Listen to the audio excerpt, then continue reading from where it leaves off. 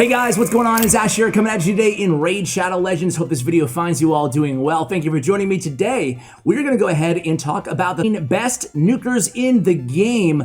So when I say nuker, I mean an AOE nuker. People who are going to be dealing a lot of damage to the enemy team. These champions usually are great in dungeons and specifically the arena, killing the entire team in ideally one shot. So that's what we're going to be talking about today. In about maybe a week or two, I will talk about the top whatever 10, 15, whatever number I come up with of the best melee attackers or the single target damage dealers inside the game. So again, these are going to be AOE nukers in today's video. So let's go ahead and just jump into the list here.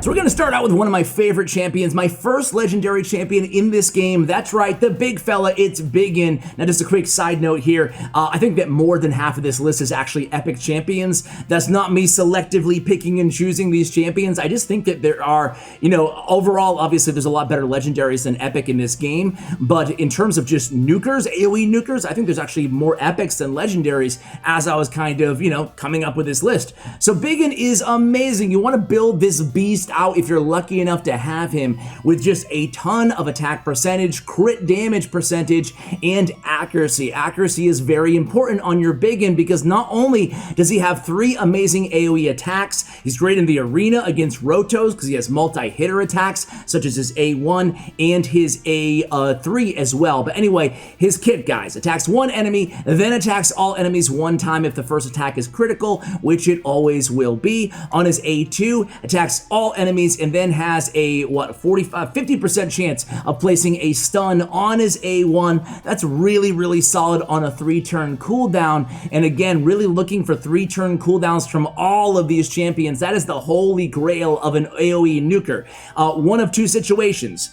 Situation number 1 is they have an AoE on a 3-turn cooldown. Situation number 2 is they just have multiple AoE attacks, so it's okay if it's on a 4 or 5-turn cooldown because they have a few different options to nuke down the entire team. And then on the A3 of Biggin, attacks all enemies 2 times. This one is on a 5-turn cooldown, but still it's a great ability. Decreases the turn meter by 25%. Again, that is based on accuracy, so you want to build this dude with a lot of accuracy. Has a 30% chance of placing a 30% decreased speed debuff for 2 turns as well. So it's all about the decreased speed and the decreased turn meter on his A3, some amazing CC potential on the stun on his A2, and then the multi-hitter as well on the A1. What's better about this champion is, look at solid base stats, 104 on the speed, 1575 on the attack, and he has great multipliers. This guy deals a ton of damage. One of the best nukers in the game is Biggin. Next up is Gala. I just maxed out Gala, I think, last week. Let me know if you want me to do a full champion guide on Gala here. I played around a lot with her in a bunch of my teams in the dungeons, and I can say that she's a very solid nuker inside this game. She really shines in the arena because her kit is predicated on actually killing an enemy to trigger more of her big AoE attack. So let's take a quick look at Gala. But again, like a lot of these champions, you're going to be building her out, assuming you can keep her alive. You want to build her out with very high attack percentage and then get a lot of crit damage as well on her. Also, accuracy is important because of her A3, which we'll talk about in just a second. On A1, attack one enemy, has a chance of placing that weaken for 1 turn. Pretty solid to have that weaken there on her A1. For dungeons at least, doesn't really play a big factor in the arena where usually it's over in a few turns, right? You're not getting to if you get to the point where you're relying on Gala for A1 a lot, probably in a tough scenario there, right? Or at least a very close battle, to say the least. So on Devastate, this is a pretty crazy ability, right? Devastate has a pretty good multiplier on it. It deals a decent amount of damage. It's on a 2-turn cooldown when you book it up, and then it instantly activates the Cracked Armor skill if the target kills an enemy, or if you kill an enemy with your Gala. And then the Cracked Armor is a 3-hitter on a 4-turn cooldown. After the first hit, has a 50% chance, 75% when booked, of placing the strong version of decreased defense debuff on all enemies for 2 turns. So what does that mean? It means after the first hit, she's going to be landing more often than not the decreased defense. Again, accuracy important because of this ability. And then you're going to be nuking with the decreased defense down on the second 2 nukes, or at least, most likely the third nuke, depending on the RNG, of course, of the landing of the decreased defense. So that is our Gala. She's definitely one of the better, if not one of the top epic nukers inside the game. Let's talk about Ethos. I don't think I've ever even mentioned Ethos' name here on the channel, and shame on me. He's another solid champion. Well, really solid champion. However, he's very difficult to get. He is a Void Legendary High Elf champion. You can see, again, a high base attack, some nice scalability here on his kit. He has a attack one enemy on his A1, has a chance of granting an extra turn. That's pretty solid. And then he has attacks all enemies 3 times on a 3-turn cooldown, places the weak version of Weaken for 2 turns as well on Outburst ability. So again, 3-turn cooldown on a 3-hitter with a decent multiplier on a high scalable attack. Sign me up. And then Extinguish Life attacks all enemies, and this attack is always critical. That's on a 4-turn cooldown. So 2 strong AOEs on a champion with just a lot of damage to be dealt with. Scales again very well and in solid multipliers. Ethos is widely considered to be one of the strongest overall AOE nukers inside the game. You're incredibly lucky if you have him. And again, this video does kind of, the reason I want to make it today, I should say, is in preparation, right, for the tag team arena. You're going to need 3 teams, so you're going to have to consider some champions that maybe you didn't before as nukers that you might have in your vault. Now, obviously, anybody with Ethos in their vault, I mean, I don't know what you're thinking, because he's amazing, but maybe it does pertain to some of the epic champions that we're going to talk about on today's list. Speaking of which, let's go ahead and jump into the next champion.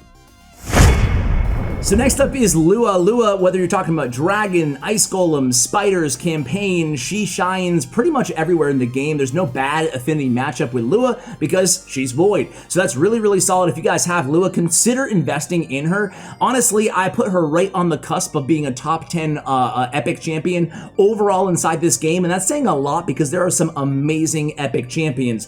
Talking about strictly epic nukers, she's inside my top, 3 or maybe top 5. I don't know, top 3, I think, in terms of overall nuking potential. She's a really good champion, right? So attacks one enemy, deals 50% of the inflicted damage to all enemies if the attack is critical, which again, it always will be. She has a good base attack at 1564. On the A2, attacks all enemies 3 times on a 3-turn cooldown. That's insane. It's a great ability on the Hail of Arrows. Each critical hit heals this champion by 2.5% HP. Imagine how much healing you can get on that against spiders with all the spirelings, right? And then attacks one enemy, decreases the target's turn meter by 100%, ignores shield and block damage buffs on the target on a 4-turn cooldown on Lucky Shot. It's a hard-hitting ability with good multipliers behind it as well. Granted, not the AOE, but the AOE is on point. Again, a 3-hitter on a 3-turn cooldown. Sign me up. Lua is a great champion. Also a champion you can consider putting in maybe a stun set because she is hitting the targets 3 times on that ability on her A2. That is Lua. So I'm using Tyrande right now, and Tyrande is super, super meta right now, especially when you talk about Gold 4 into Platinum tier arena. She's considered one of the best nukers in the game overall, certainly right now against Rotos. She has 2 multi-hitters in her kit. She's fantastic, and I'm kind of torn personally. I'm lucky enough to have Tyrande and Biggin. They're both the same affinity, so I really only play Tyrande right now, but I'm thinking about switching back to Biggin. I don't know, what do you guys think? I mean, Biggin also has 2 multi-hitters. He has the turn meter manipulation, he has the stun. Tyrande also has the stun and the HP burn. I use her in Spiders as well. You can use Tyrande, in a variety of places inside this game, and again, I'm gonna stop giving the same advice for all these champions, but accuracy is important on a lot of these champions. On Tyrande, I don't build her with high accuracy because I want her to be hitting 2 times on her A3 rather than placing that stun there. So it's a kind of an option. Is she will, on the Forge Rhythm, her big money ability, places an extra hit on enemies not under stun. So if you don't land the stun, she'll place a second hit on them, and I'd rather her second hit because this one, great multipliers again. Look at her base speed at 1608, and that's Forge Rhythm. The HP burn, the multi-hitter, the stun, it's a great ability. One of the strongest in the game in terms of AoE AOE attacks. Then on her A2 attacks one enemy, then attacks all other enemies with a second hit, dealing 60% of the damage inflicted on the first hit. So essentially just making sure you go with the correct affinity, try to attack a spirit affinity or at least a magic affinity champion with this A2. Make sure that you are, you're critting on that and then dealing 60% of that damage onto all the other enemies. And then on A1, another chance of placing that stun, 60% chance, really solid for an A1. So Tyrande Guilt Mallet is an incredible champion, especially right now in the high-end arena meta.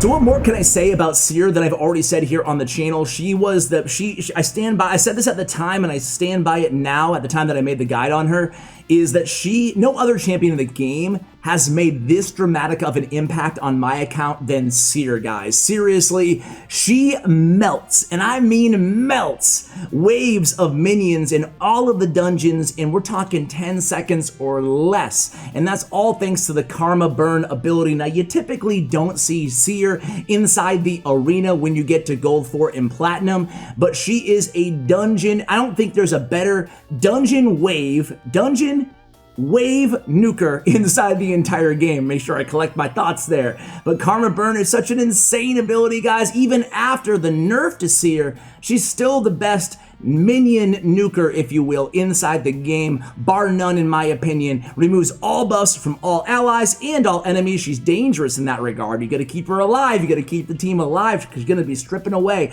all of those buffs. And then attacks all enemies. It will deal 300k plus damage to every single enemy, providing you have enough buffs on your champions or on the enemies, providing they have enough buffs. And that's on a 4-turn cooldown. Karma Burn is a sick ability. She places increased crit rate and weaken on all the enemies. Having that weaken on the AOE on a 3-turn is not bad at all. The increased crit rate is a garbage buff, but it's going to help you out because it's going to add 1 buff or 4 buffs to your entire team, and thereby making Karma Burn that much stronger. And then has a chance of granting an extra turn, 20% chance of granting an extra turn on her knockout A1.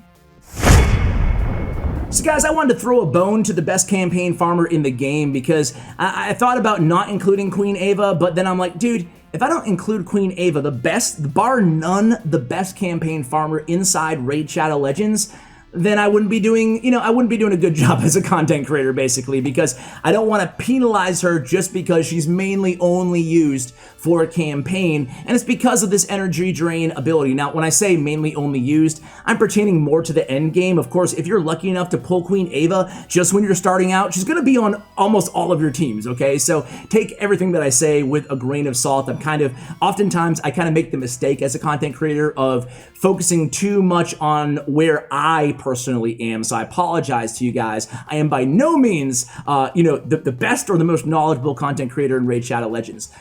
Energy Drain attacks all enemies, decreases the turn meter by 20%, resets the cooldown of each of this champion's skills if the target is killed.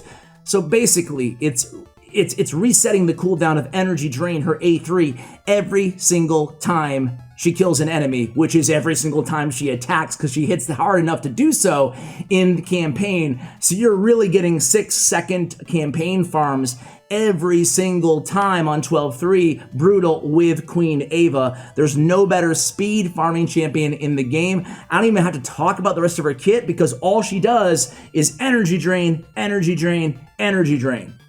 Rinse and repeat. That's it. That's Queen Ava.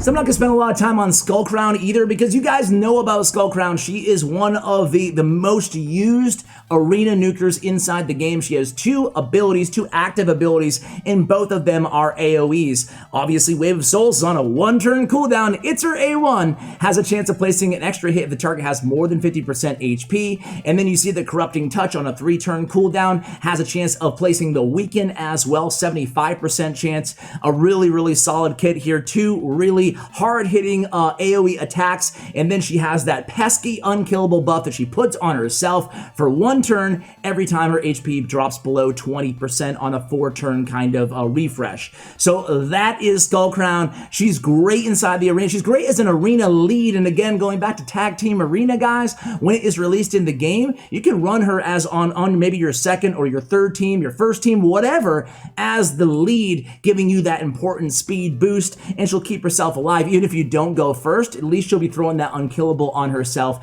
and giving herself a chance to get those strong nukes off against the enemy team. Well, hey, what do you know? It's Ray. So Ray is a great champion. Some people say Rhea. I think it's Ray, though. Anyway, Dark Elf champion, Magic Affinity. She's a beast, man. Attacks all enemies, so an AOE on her A1 has a 50% chance of placing a 60% decreased defense for 2 turns on her A1. Already, it's not a high enough percentage to be a consistent defense down champion, but what a great addition and a secondary defense down champion for your dungeon teams, okay? On the A2, attacks all enemies. Again, another AOE on a 4-turn cooldown, inflicts 50% more damage against targets under debuffs. So hey, you land in the decreased defense anyway, which is so important on all of your nuking teams. They're almost always going to be under debuff. So between the decreased defense and the 50% more damage, this arcane wave can hit for some serious damage despite her base attack only being 1343. And then another AOE on her A3 removes all buffs from the opponent and then has a 70% chance of placing a freeze debuff for 1 turn. So one of the better freeze nukers in the game as well. Helps with CC again in dungeons, but she is also incredibly viable in the arena. Ray's definitely one of the better nukers in terms of the overall versatility of her kit that she adds to your team as well inside Raid Shadow Legends. So how can I talk about AOE nukers without including Royal Guard? So Royal Guard has one of the strongest hitting against bosses, especially AOE nukes in the game. Granted, he does have a decreased defense as well on his A1. He does have a 4 time at random with a decreased speed and has a chance at decreasing target's turn meter on his hamstring ability, but both of those are not super hard hitting, especially compared to the takedown ability. Attacks all enemies, damage increases according to enemy max HP. This thing hits like an absolute truck against bosses. A lot of the champions that I mentioned on this list are great because they're fantastic. Look at Seer. Well, Seer's a bad example. She's really good against bosses too. Can hit for, anywhere from 200 to 500k damage with decreased defense on the target. But other champions like, Lua or Skullcrown or whatever, or basically almost all the other champions that I mentioned today, they don't hit incredibly hard against bosses like Royal Guard does. So Royal Guard, less useful in the arena, less useful against the waves compared to some of these other champions, but way more utility when you get to the enemy bosses in each dungeon. That's where Royal Guard shines. So trying to give you a little bit of everything in today's video between Queen Ava in campaign and Royal Guard when we talk about bosses. He's one of the best boss killers in this game alongside Coltart, who, don't worry, even though she does have an AOE in her kit, we will be focusing on her when we talk about the single target damage dealers inside this game. Well, what do you know? We're going to go ahead and give a nod to my man Foley here right now. He's incredibly meta when it comes to arena nukers inside the game. In fact, right now, week after week after week, every week in Platinum, the top 300 finishers every week, we see more and more people finishing high using Foley as their main nuker. He is kind of like Tyrande. He's super meta right now. I have him.